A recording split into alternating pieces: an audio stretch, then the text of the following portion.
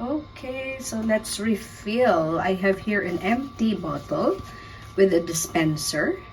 Yes, and of course I have this big one so we can make tipid. It's the first time that I ever used this. It was given to me by my sister-in-law. And here we go. We'll just refill so we can have... Oh, it's not working yet. There you go. Pouring may be easier, but no. So we'll just do this. And maybe we can put water as well. Dilute it so that, because it's so concentrated. So concentrated. Let's try and check. This can be for dishwashing and for hand washing as well. There you go. You don't see the brand anyway because, yes, disclaimer lang po, hindi ito sponsored. Alright, there you go.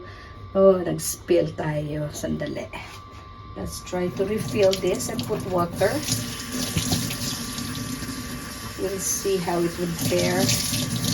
So, one-third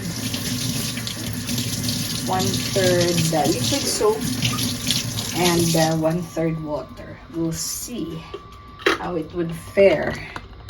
So, here we go. It's mabango, fragrant. It's so fragrant. Let's try some more. It's bubbling. With bubbles, I mean. Yeah. Oops. How do you tighten this?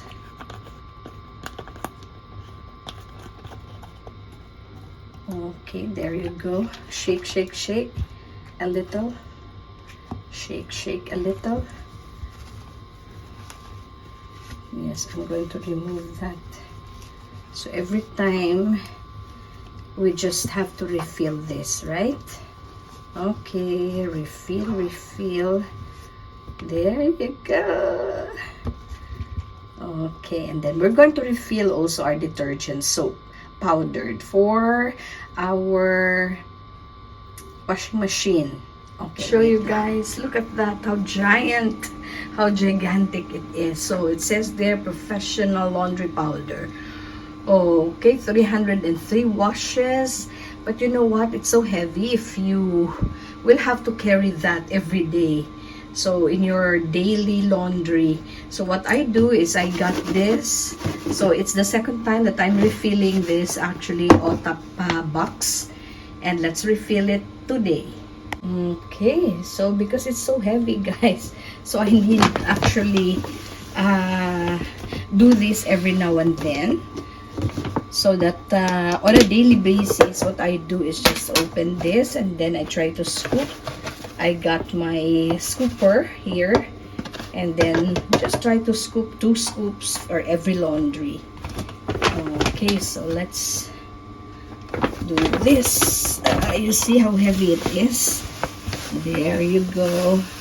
So refilling this box will make things easier on a daily basis. Okay, so that's enough for now. And of course, we need to close this.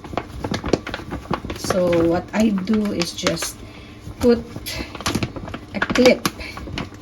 So I just put a clip here. Yes, to seal it because it's not resealable. How I wish it is resealable, but it's not. So here we go.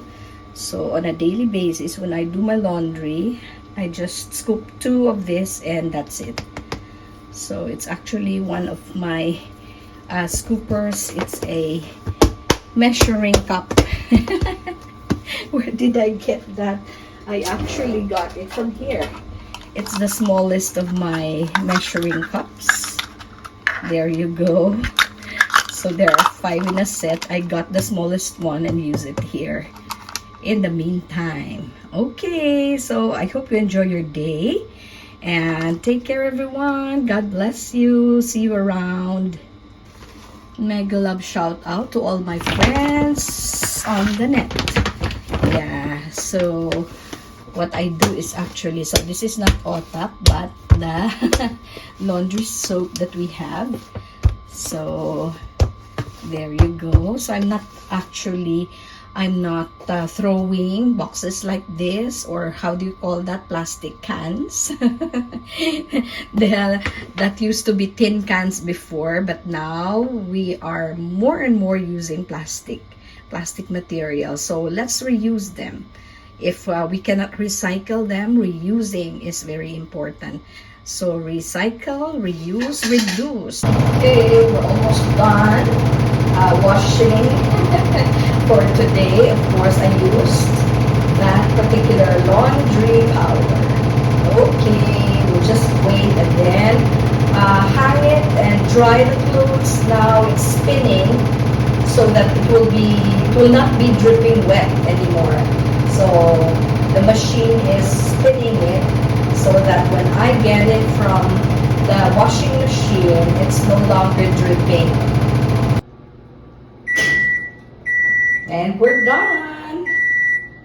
Okay, we'll just open it and then just hang the things that we have laundered today. And let's remove. There you go.